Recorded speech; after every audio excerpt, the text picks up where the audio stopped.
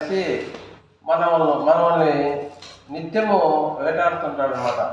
దానికోసం అనేసి అదే అధికారులు, దుష్ట సంబంధమైన అంటే అంధకార శక్తులు, దురాత్మలు, దుష్ట శక్తులన్నిటినీ కూడా తప్పించుకునేదానికి మనకు రక్షణ కవచం కావాలంటే నీ యొక్క ప్రార్థన అనే యొక్క రక్షణ కవచాన్ని మనం ధరించుకోవాలి.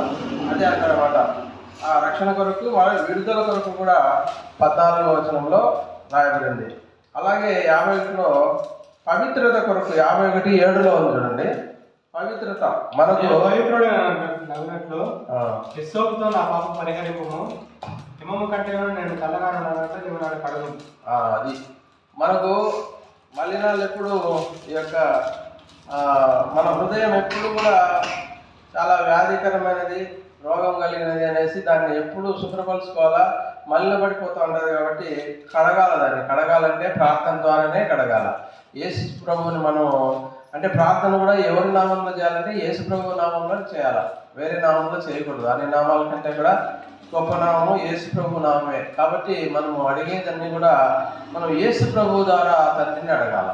సో యేసు నామంలో అడుగుతున్నాము తండ్రి అని ప్రార్థన చేస్తాం కదా. దాని అర్థం ఏమంటే దేవునికి చేరుకోవాలంటే యేసు ప్రభు ద్వారానే మనము మన ప్రార్థన విజ్ఞాపనని చేయాల్సి వస్తుంది అనమాట.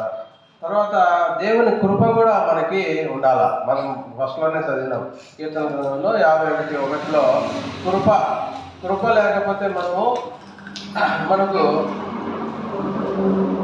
కృప అనేది అది ఉచితంగా మనకి దేవుడిచ్చిన వరం కాబట్టి మనం కృప కొరకు దేవుడిని నిత్యం అడుగుతున్నాం అనమాట.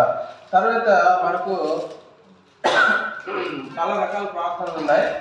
అయితే మనకు ప్రార్థనలో కొన్ని బైబిల్లో చూస్తే కనుక కొన్ని ప్రార్థనలు చాలా గొప్ప ప్రార్థనలు జరిగినాయి.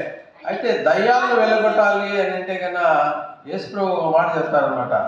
అంటే వాళ్ళ శిష్యులు దయ్యాల గురించి ప్రార్థన చేస్తుంటే అవి పోవడం లేదనమాట. ఎందుకు పోవడం లేదనే శిష్యులు అడిగితే ఉపవాస ప్రార్థన చేయండి పోతాయి అంటారనమాట. ఉపవాస ప్రార్థనలో దయ్యాన్ని వెళ్ళగొట్టే శక్తి ఉందన్నమాట. ఉపవాసం అంటే మళ్ళీ మనము చాలా డీప్గా అది ఒక పెద్ద సబ్జెక్టుగా ఉంది. ఉపవాస ప్రార్థన అంటే కదా దానిలో రకరకాలు ఉన్నాయి. ఒక రోజులో చేసేవి ఉన్నాయి, వారం రోజులు ఉన్నాయి, 3 వారాలు చేసేవి ఉన్నాయి, 40 రోజులు ఉపవాస ప్రార్థన ఉన్నాయి. ఇవన్నీ కూడా ఉన్నాయి. అయితే మనకు పరిశుద్ధాత్మ దేవుడు మనకి శరీరాన్ని ఎప్పుడైతే మనం నలగొట్టుకొని అంటే ఉపవాసంలో ఉంటే కదా శరీర కోరికలు అవన్నీ తగ్గిపోతాయి. దేవుడి మీద నీకు కాన్సన్ట్రేషన్ జరుగుతుంది కాబట్టి ఆయన ఏకాగ్రతతో మనం ప్రార్థన చేసేదానికి మనం ఆత్మలో మనం ప్రార్థన చేయాలి. యేసు ప్రభువే చెప్తారు. మీరు ఇక్కడ యోహాను సువార్త 4:21లో చెప్తాడు కదా. ఏమంటాడు? దేవుడు ఆత్మ కనుక ఆత్మతోనూ సత్యంతోనూ ప్రార్థన చేయడే అని అంటాడు అనమాట. ఆ విధంగా మనం ప్రార్థన చేయాలి. ఆత్మతో ప్రార్థన చేయాలంటే మామూలుగా శరీరంగా బాగా తినేసి బ్రహ్మాండంగా ఉంటే కనుక అది మనం ఆయన దగ్గర మన శరీరాన్ని వంచలేము, మన ఆలోచనని కూడా దించలేము అనమాట. అందుకోసం ఏం చేయాలంటే ఉపవాసంలో ఉంటే కనుక మన శరీరాశ, నేత్రాశ, జీవ కుటుంబాలు ఇవన్నీ పక్కకి వెళ్ళిపోయి ఆత్మలో మనం ప్రార్థన చేసే విధానాన్ని మనం కలుపుకోగలం అనమాట. ఆత్మలో ప్రార్థన చేయాలంటే కూడా మళ్ళీ మనకి ఎలాగైంది ఆత్మ అంటే ఏంటి, అసలు ఆత్మలోకి ప్రవేశించడం ఎట్లా అనేది కూడా మనం ప్రార్థన చేయాలి. ఆత్మలో ప్రార్థన చేయించండి దేవా అనేసి మళ్ళీ మనం ప్రార్థన చేయాలి. దాని ఆత్మలో ప్రార్థన చేయాలంటే దేవుడిని మళ్ళీ అడగాలి, నాకు ఆత్మలో ప్రార్థన చేసే శక్తిని నాకు అనుగ్రహించాలి. మామూలుగా ప్రార్థన చేస్తుంటాం, శరీరానుసారంగా ప్రార్థన చేస్తుంటాం. ఆత్మలో ప్రార్థన చేసే విధానాన్ని కూడా మనకు తెలియదు. మనకు రోమాపత్రికలో 8వ అధ్యాయంలో ఉందన్నమాట. 8:26లో మనకు యుక్తంగా ప్రార్థన చేస్తే ఎలాగో తెలియదు, కానీ మనకు ఎవరు నేర్పిస్తారు? ఆత్మయే వచ్చి నేర్పిస్తుంది అనమాట. ఇది మూలుగులతో ప్రార్థన చేసే విధానాన్ని చేస్తారనమాట. అటువంటి ప్రార్థన మనం బైబిల్లో చాలాసార్లు చూస్తాం. సమూయేలు గ్రంథంలో 1వ అధ్యాయంలో ఆమె ఎవరు? హన్న బిడ్డలు లేకపోతే ఆమె ప్రార్థన చేస్తారు అనమాట. ఆ ప్రార్థన ఆమె మూలుగులతో ప్రార్థన చేస్తూ ఉంటుంది, మూలుగుతూ ఉంటుంది అనమాట. అక్కడుండే ఆయన పెద్ద ఆయన చూసి ఈమె ఏంటి ములుగుతుంది, ఏమైనా మద్యం తాగిందా అనేసి ఆయనకి డౌట్ వస్తుంది అనమాట. అంటే ఆత్మలో ఆమె ప్రవేశించిన తర్వాత ఆత్మలో ప్రార్థన చేసే విధానాన్ని దేవుడు గ్రహించినాడు కాబట్టి మనకు ఒక గొప్ప ప్రవక్తని సమయంలో అనే ఒక ప్రవక్తని మనకి దేవుడు ఇచ్చినాడు అనమాట. కాబట్టి ఆత్మలో ఉండే శక్తి, ఆత్మలో ఉండే ప్రార్థన చేసే శక్తి చాలా గొప్పది, శరీరం కూడా. అయితే ఇప్పుడు మన ప్రార్థన విధానంలో మనం ఏం చెప్పుకున్నాము, యేసు ప్రభువునే చెప్పిన మాటలే మనం ఒకసారి చూస్తే కన్నా 6వ అధ్యాయంలో ఏం చెప్పినాడు మత్తయి సువార్తలో, మీరు ఏకాంతంగా పోయి గదిలో ప్రార్థన చేయమంటారు. అంత అదేనా, ఇంకా మిగిలిన ప్రార్థనలు సరిపోవా అని అంటే కన్నా వేరే విధంగా కూడా మత్తయి సువార్తలోనే 18:20లో ఉండాలన్నమాట. ఇద్దరు ముగ్గురు కలిసి ఎక్కడైతే నా నామంలో ప్రార్థన చేస్తారో వాళ్ళ మధ్య నేను ఉంటాను అనేసి కూడా ఉందన్నమాట. సో మనకి ప్రార్థన విధానము అనేది రకరకాలుగా ఉంది. అదే ఇప్పుడు మనం ఉన్నాం కదా, ఇప్పుడు ఒక 10 మంది కూడుకొని మనం ప్రార్థన చేస్తే అది రగులుకుంటుంది అనమాట. ఒక మండే కట్టలో ఎన్ని కట్టలు యాడ్ అయితే ఒకటి యాడ్ అయితే కన్నా ఆ యొక్క జ్వాలలు ఎక్కువైనట్లే ప్రార్థన శక్తి కూడా చాలా ఎక్కువ అవుతుంది. మీరు అబ్జర్వ్ చేస్తుంటారో లేదో, ఇక్కడ చాలా మంది పెద్ద పెద్ద సేవకులు వచ్చేసి ప్రార్థన చేస్తుంటారు. వాళ్ళతో పాటు వీళ్ళు ప్రార్థన చేసినప్పుడు విపరీతమైన శక్తి వస్తుంది అనమాట. ఇట్లా చేతులు ఇట్లా పెట్టి ఇట్లా అంటే గుంపు ఎట్లే పడిపోతూ ఉంటారు. అంటే వాళ్ళకి అన్నాయింటింగ్ అది రాన అన్నాయింటింగ్ వస్తున్నారు. మనం మీరు వీడియోలో చూస్తుంటారేమో, బెనిహిన్ కానీ వీళ్ళందరూ చూస్తే వాళ్ళు ప్రార్థన చేస్తుంటే ఇట్లా చెయ్యి ఇట్లా అంటే చాలు, వాళ్ళు ప్రార్థనలు అంటాడు, ఈయన చెయ్యి పెట్టి ఇట్లా అంటే వాళ్ళంతా కింద పడిపోయి ఎంత చేస్తున్నారు. అంటే అది అన్నాయింటింగ్ అంటారు. ప్రార్థన శక్తిని మనం పొందుకోవడం. తర్వాత మనం ఎలాగ ప్రార్థన చేయాలా, మనం కూర్చొని ప్రార్థన చేయాలా, నిలబడి ప్రార్థన చేయాలా, లేకపోతే మోకాలు ప్రార్థన చేయాలా, పండుగోలు ప్రార్థన చేయాలా, ఏ విధంగా చేస్తే మనకు దేవుడు అనుకూలిస్తాడు అనేసి అంటే మనకు దావీదు కీర్తనలో ఉంది. ఆయన రాత్రి అంతా నేను ప్రార్థన చేసిన కన్నీటితో నేను ప్రార్థన చేస్తే నా పరుపు తడిసిపోయింది దేవుడా అనేసి అంతా ఉన్నాయన్నమాట. అంటే నీకు మనసు దేవుడి మీద లగ్నం చేస్తే కన్నా నువ్వు ఎక్కడ ఏ స్థితిలో ఉన్నావు అనేది కూడా నీకు తెలియదు.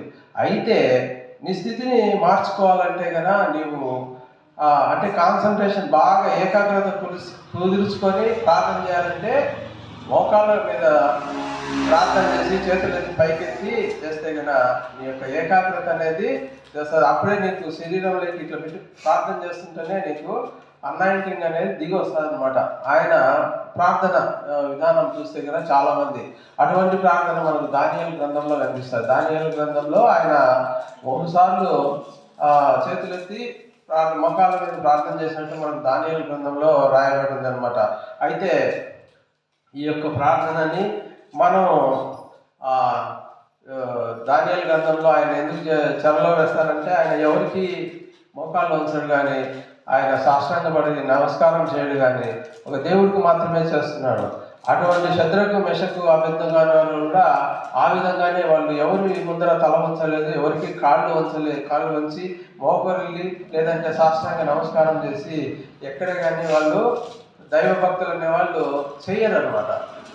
అందుకే వాళ్ళని రాజు శిక్షించాలని చూసినా కానీ ఆ శిక్షకి వాళ్ళు తప్పించుకోగలిగినారు.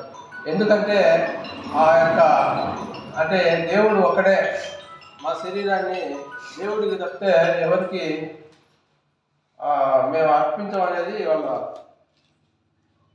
8 తర్వాత.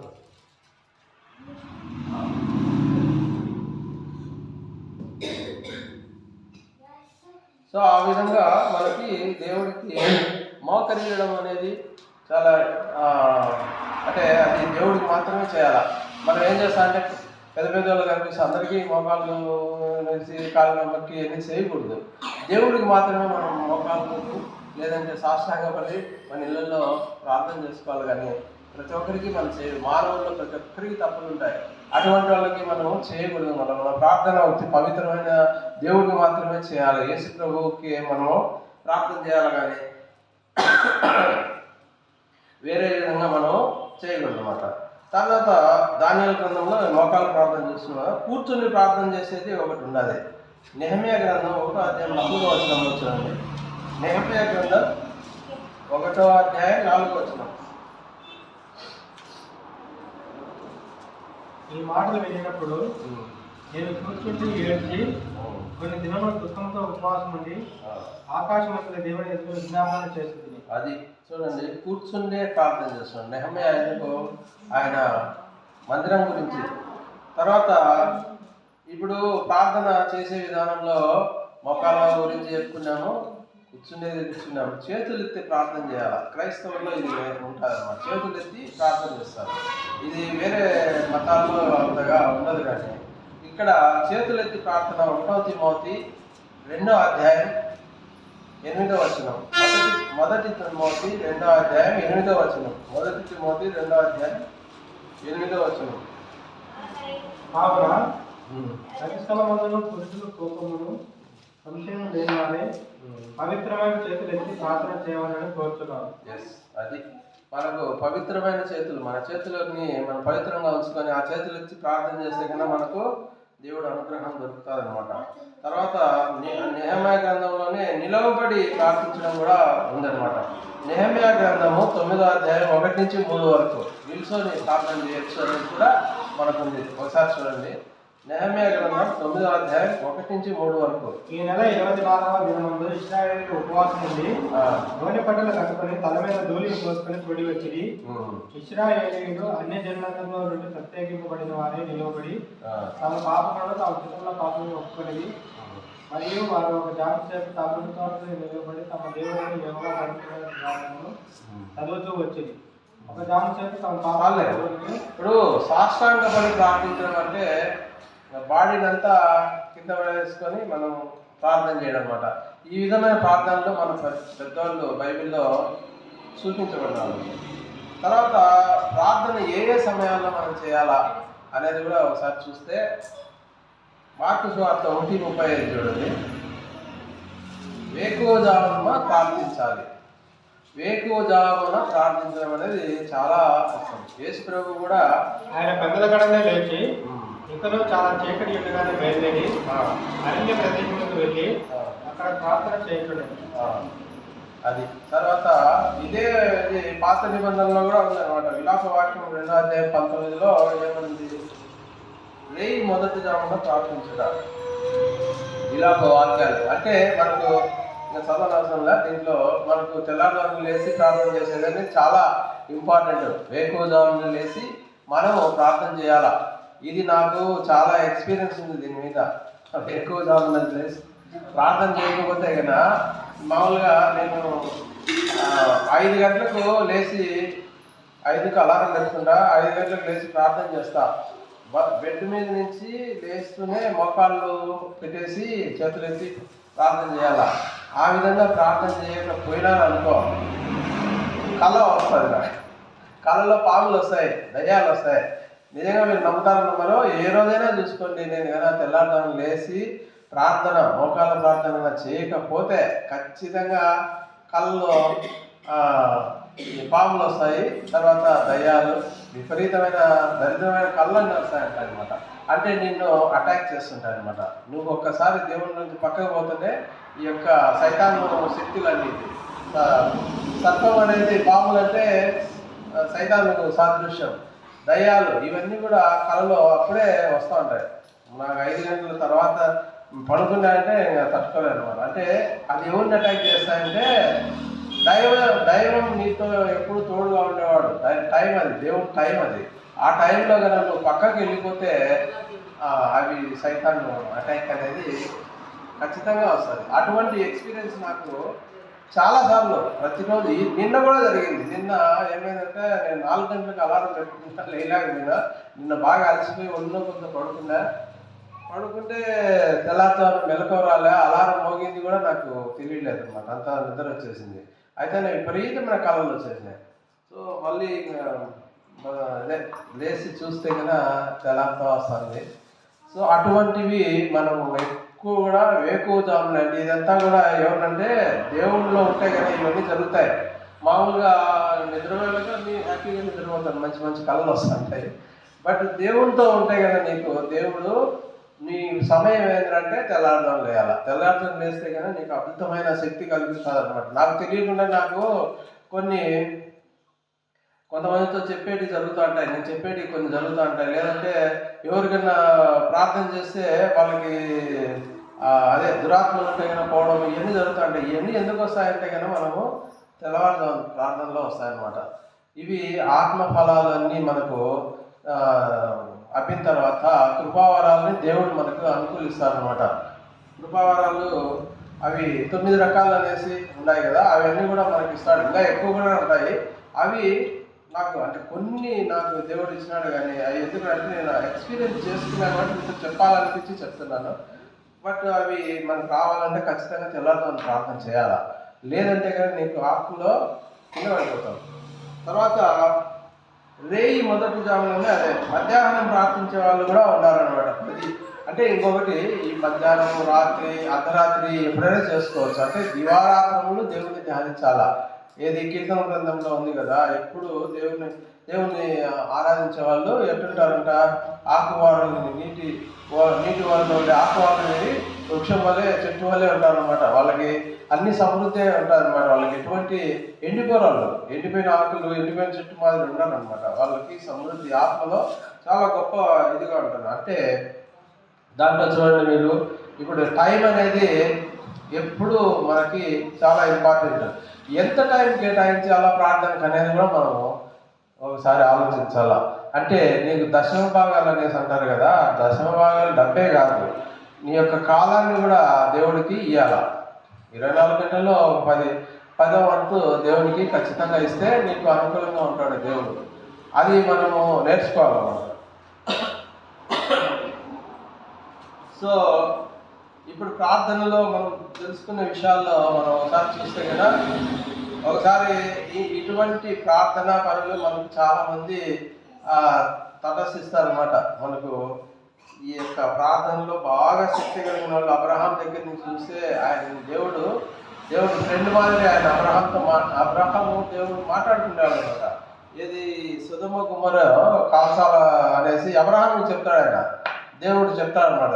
చెప్తే ఆయన ఎట్లా ఫ్రెండ్తో మాట్లాడు, అవును కాల్చుకున్న వాళ్ళు అంటే ఏం చేయాలా, వాళ్ళు ఎవరైనా మంచోళ్ళు ఉంటే కదా కాల్చవా, ఒక 50 మంది మంచోళ్ళు ఉంటే కదా కాల్చవా అనేసి దేవుడిని అడుగుతా. అంటే ఫ్రెండ్తో నీతో ఇట్లా మాట్లాడినట్లు ఒక 50 మంది ఉంటే కదా కాల్చవా దేవుడా, లేదంటే ఒక 40 మంది ఉంటే కలుస్తావా, ఇట్లా అంటే ఒక ఇంట్లో కుటుంబ సభ్యులతోనో లేదంటే ఫ్రెండ్తోనో మాట్లాడినట్లు అటువంటి సంభాషణ. ఆయన అంటే ప్రార్థనా పరుడు కాబట్టి ఆయనకి ఆ విధంగా అనుకూలమైన ఇది జరిగిందన్నమాట. దావీదు ప్రార్థన చాలా గొప్ప ప్రార్థన. ఆయన విరిగి నలిగిన హృదయం కలిగి ఆయన ప్రార్థించాడు అనమాట.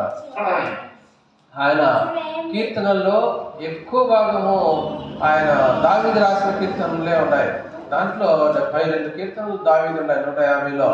అయితే ఆయన ఎక్కువ కూడా ఈ దేవుణ్ణి ప్రార్థించడం ఎట్లా, స్తుతించడం ఎట్లా, ఆరాధించడం ఎట్లా అనేది మనకు ఈ యొక్క బైబిల్ గ్రంథంలో మొదటి నుంచి లాస్ట్ దాకా చూస్తే కన్నా దావీదు కీర్తనలో ఉండే ఒక గొప్ప శక్తి మనము అర్థం చేసుకోవచ్చు అనమాట. ప్రార్థనా శక్తి గురించి ఆయన వివరిస్తూ ఉంటాడు. ప్రతి ఒక్క కీర్తనలో ఆయన ప్రార్థన గురించి, ధ్యానం గురించి, ఆరాధన గురించి ఆయన ఎక్స్ప్లెయిన్ చేసినాడు దావీదు. అంతా రాజుగా ఉండి కూడా ఆయన ప్రతిరోజు, ప్రతినిత్యము, ప్రతి పూట ఆయన ధ్యానించేవాడు. ఎంతో బిజీగా ఉన్నా కానీ మనం ఏమనుకుంటామంటే మనం చాలా గొప్ప బిజీ పర్సన్స్ అనుకుంటాం, మనకి ఏమి ఉండదాడ. అయినా కానీ మనం అనుకుంటాం. అయితే ఆయన మహారాజు అయిన తర్వాత కూడా ఆయన నిత్యము ప్రార్థించే సమయాన్ని ఆయన కేటాయించినాడు అనమాట. 10వ వంతు పైనే దశమ భాగము ఆయన ప్రార్థనకి ఇవ్వడంతో ఆయన ఎక్కడో గొర్రెలు కాల్చుకునే ఒక మనిషి చక్రవర్తి అవుతాడు, రాజు చక్రవర్తి అయ్యి గొప్పవాడుగా ఉంటాడు. ఈ రోజు కూడా ఆయన మనము గుర్తుపెట్టుకున్నాం. దీనికి అంతా కారణం ఏమిటంటే ప్రార్థన. ఇప్పుడు చూడండి, ప్రార్థన మామూలుగా బయటలో చూస్తే కదా చిన్న పొజిషన్ నుంచి పెద్ద పొజిషన్కి వెళ్ళిపోయిన వాళ్ళు చాలా మంది ఉన్నారు. దావీదు అందులో మంచి ఉదాహరణ. ఆయన కడగొట్టువాడు, వీడు ఎందుకు పనికిరాడు అనేసి ఆశీర్వదించాలనే సమయం వస్తే వాళ్ళ నాయన అతను చూపులు కూడా చూపాడు, వాడెందుకు లేడు పరిపాలన అనేది. అతను చేసిన కార్యాలన్నీ అడవిలో గొర్రెలు మేపకపోయినప్పుడు ఆయన ఊరుకునేవాడు, దేవుని స్తుతించి ప్రార్థించేవాడు అనమాట. ఆయన ఒక వాయిద్యాలు కూడా వాయించేవాడు. అటువంటి నువ్వు మనకు బైబిల్లో ఉందన్నమాట, నువ్వు ఆరాధించేటప్పుడు దేవుణ్ణి వాయిద్యాలతో కూడా, సంగీతంతో, పాటలతో, గానాలతో ఉండేది 150 కీర్తనలు, అదంతా అదే. ఆ విధంగా మనం ప్రార్థించాలన్నమాట. ప్రార్థన అనేది నీ యొక్క ఆత్మతో ప్రార్థించేటప్పుడు నీ శారీరకంగా నువ్వు వచ్చేసి నీ యొక్క నోట్లోంచి వచ్చే పదాలు కానీ, నువ్వు చేసే చేష్టాలు కానీ, అంటే వాయిద్యాల ద్వారా కానీ దేవుడిని ఆరాధిస్తే ఆ శక్తి అనేది మనం ఎక్కువ పొందుకుంటాం. సో ఈరోజు మనం చూసుకునే ప్రార్థన గురించి ఇది అందరికీ తెలిసిన సబ్జెక్టే. అయితే ఒకసారి మనం ఈ యొక్క దేవుని వాక్యాన్ని నెమరేసుకోవడం వల్ల మన హృదయాలలో ప్రార్థన గురించి, దేవుణ్ణి ఎలా తెలుసుకోవాలి అనేది మనం తెలుసుకునేందుకు దేవుడికి కృతజ్ఞత తెలుపుకుంటూ ఈ యొక్క అవకాశాన్ని ఇచ్చిన మీకు అందరికీ కూడా ధన్యవాదాలు.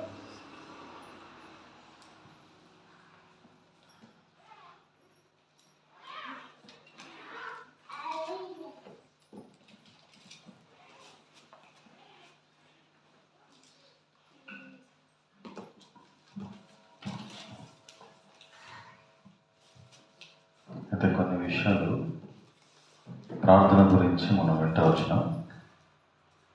ప్రార్థన చాలా ప్రాముఖ్యమైనది. ఒక విశ్వాసికి ప్రార్థన అనేది చాలా ప్రాముఖ్యమైనది. ప్రార్థన వెలిగి మెలకువగా ఉండుడి అని రాయబడింది. ప్రార్థన అంటే ఏంటి? ఇప్పుడు వింటూ వచ్చినాం. ప్రార్థన అంటే ఏంటి? దేవునితో మాట్లాడుకోవటం. అనేక మంది భక్తులు దేవునితో మాట్లాడుకుంటూ వచ్చినారు. ఒక భక్తుడు 300 సంవత్సరాలు మాట్లాడుతూ వచ్చినాడు. ఎన్ని సంవత్సరాలు? ఎవరైనా అనవను. కొంతమందితో మాట్లాడుకోరు. ఎదురెదురుగా వినపడితే ఇంకా బగ్గుమంటుంది, పచ్చిగడ్డి మాట్లాడుకోరు. దేవునితో ఎన్ని సంవత్సరాలు మాట్లాడాడు ఆయన? 300 సంవత్సరాలు. దానియేలు ముమ్మారు ప్రార్థన చేస్తున్నాడు. ఎన్నిసార్లు? రోజుకు, ఉదయం, మధ్యాహ్నం, రాత్రి, సాయంకాలం. ప్రార్థన అంటే నథింగ్ బట్ ఏంటంటే దేవునితో మాట్లాడుకోవడం. ఈ హెబ్రోను హెబ్రోను సంఘ స్థాపికులు, ఆయన బక్సింగ్ అంకులు ఉన్నారు. ఒక ఆయన వచ్చి అడిగినాడంట, ఏమండి మీ ఆస్తిపాస్తులు ఎంత, పొదంపా అని చెప్పి మీ అకౌంట్స్ అంతా చూపించండి, ఎంత సంపాదించినారు మీరు అని చెప్పి ఆయన దగ్గర పోయి అడిగినారంట. ఓ all right, come with me అని చెప్పి ఆయన తీసుకుపోయినారంట. కొంతమంది ఐటీ సోదా చేసేవాళ్ళు ఆయన దగ్గరకు పోయి అడిగినారంట, ఏం కదా ఎంత సంపాదించినారు మీరు, చూపించండి, మీ డీటెయిల్స్ మొత్తం అంతా చూపించండి అని అంటే, అప్పుడు ఆయన వాళ్ళందరినీ తీసుకొని పోయి ఒక చాప మీద ఆయన మోకరించి ప్రార్థన చేస్తే ఆ 2 మోకాళ్ళు గుర్తులు పడినాయండి. రే బాబు రే, దెబ్బలు పడిపోతాయి, ఇంకా స్టిక్ తీసుకుంటాయి. ఏం పడినాయంట? మోకాళ్ళు గుర్తులు పడినాయి. దిస్ ఈజ్ మై అసెట్ అన్నాడంట. ఇది నా ఆస్తి అన్నాడు. ఏమన్నాడు ఆయన? ఇదే నా ఆస్తి. ఏమైనా ఆస్తి? ఇది నా ఆస్తి. ఈ 2 మోకాళ్ళ గుర్తులే నా ఆస్తి. ప్రార్థన లేకపోతే కొంతమందికి ఏమి చేయాలో అర్థం కాదు. ఒక చిన్న బిడ్డ నేర్పుతుంది బైబిల్లో. ఒక చిన్న 5 నిమిషాలు చెప్పేస్తాను, ముగించేస్తాను. ఒక చిన్న బిడ్డ సంఘమంతా ప్రార్థన చేస్తూ ఉంటుంది. అందులో ఒక చిన్న బిడ్డ ఉంది. ఎవరు? సంఘం